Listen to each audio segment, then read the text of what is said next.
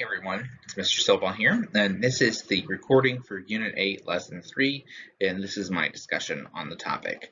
So in the last lesson, we talked about JavaScript and how it's useful client-side language. And remember, client-side languages are accessed on a user's computer and not on the server. JavaScript, some of the basic uses of it could be used for cookies, browser detection, alerts, and more. If you need to review any of these, I suggest you look back at the video from last lesson. So this lesson is going to talk about dynamic HTML. Dynamic HTML, what it is in a nutshell. So this is HTML's ability to work with other technologies. So you have your traditional HTML. So this is your basic web page with all of your content on it. We're going to take that content and we're going to make it more dynamic. And that's how we get our dynamic HTML. You can add animation, interactivity, and more with this. This is not stored on the server. It doesn't connect to the server. So there's a reduced burden, meaning there's less stress on the server, and it does not use bandwidth consuming apps. So it moves a lot faster. You can create a site that reacts to actions without contacting the server or without using applications. And for example, you can control the way an image will perform, like what happens when you put the mouse over it. And it's a combination of HTML, scripts, styles, and DOM. We'll talk about that in just a bit.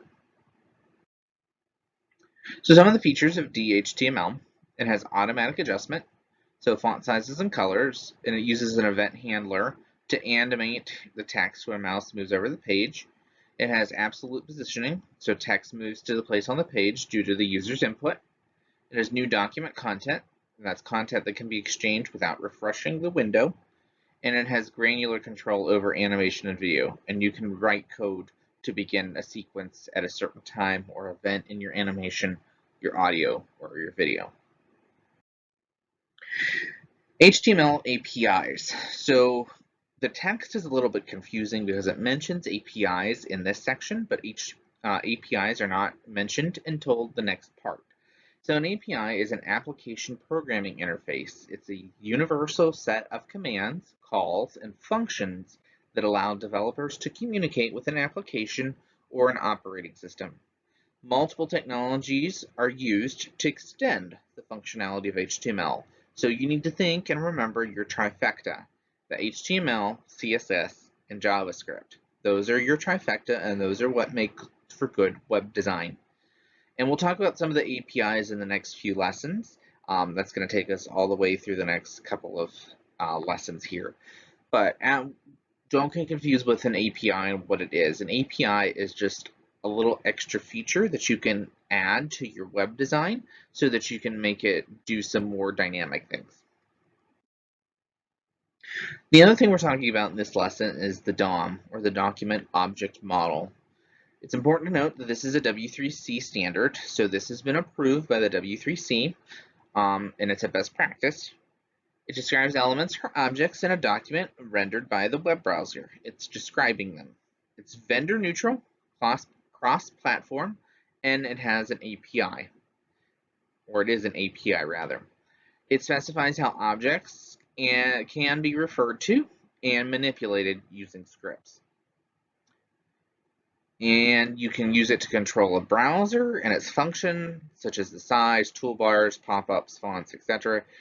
Although it has been noted it is not as universal as expected, browsers will add their own features and not implement everything. So the main thing and the main takeaway about the DOM, the Document Object Model here, is it allows you to customize your web page. If you're going to have what size it's going to be, what toolbars are going to pop up on your page, the pop-ups that will happen, the fonts, so on and so forth. That's what it means here by saying that you can control a browser and its function. You can actually control the web browser and what it will look like. So the way that you access the DOM is you need to use a scripting language such as JavaScript or VBScript. And JavaScript is more difficult here, but it's more universal, whereas VBScript only works with Internet Explorer. This is just the very basic information about the document object model. We're not actually going to access one. We're not actually going to look at one. It's just saying, hey, this is a thing that you could use. This is advanced HTML features. This is not covered in this course, but if you go into more advanced web design, it would be covered there. So compliance. As I mentioned, this is a W3C standard. So browsers and technology vendors created their own models of the DOM, and the W3C made a standard DOM. And so with this, as I mentioned before, not all of the web browsers use the W3C model. They kind of pick and choose their own, depending on what their users need or what they themselves need to implement. But regardless, there's a need for browser compliance. The compliance is what makes it so that it stays in check. All functionality needs to be, there's a need for all functionality. It needs to have accessible features and some of the popular features that users are going to want to use. So the way that you pick a DOM browser is you choose one that follows the DOM closely, and you ensure that all code will be supported. If you want to find a DOM compatible browser, I would suggest doing an internet search to find which one would be best for your needs. Um, you know, we tell you to use Google Chrome, Firefox, what have you for different things. As you get older and you go into web design, if you choose that path, you're going to want to pick a DOM that suits your needs as a web designer. However, you may need a browser that provides other features that may not be compliant. So some of the things that you need to keep in mind are the stability and the security. Some browsers have security issues, and some still do to this day. And it's caused by that proprietary code, the code that can't be manipulated or changed. Some have authentication features, and the proprietary authentication can be very useful. I just talked about the stability and security, but if you have a stronger authentication, that might work out in your benefit. And then lastly is availability. You may want a browser because it's available already. This is kind of the lazy method. So if you're looking for a DOM browser and you already have one or two installed on your computer, you're going to pick the one that's already installed unless you actually go purposely find another one. So that's one of the things that you need to consider when working with a DOM browser. Lastly is the unidentified object area. And this is a DOM specific issue. If you may receive an error message if you visit a website and the browser doesn't support a specific DOM, and you may see an unformatted document like you would in everyday HTML instead.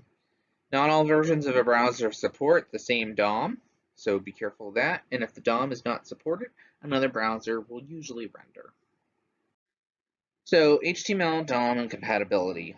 So most elements on the DOM are backwards compatible, meaning if it was written earlier, it's an older DOM, it should still work with the newer DOM. Some things don't work well with others, especially older browsers. Older browsers may not be able to handle the new kinds of material, and modern browsers may interpret HTML commands differently. So of course, there's the standard, always check your code in multiple browsers to make sure it works. Alright, so in conclusion, APIs specify how objects in a document can be manipulated using scripts. Dynamic HTML is an HTML working with other technologies to make more dynamic web pages. And DOMs, document object models, are standards to describe elements or objects in a web browser. In the next lesson, we'll talk more about the particular APIs that you can potentially use. Some of them you will be familiar with, and some you may never have used before. So we'll talk more about those in the next few lessons.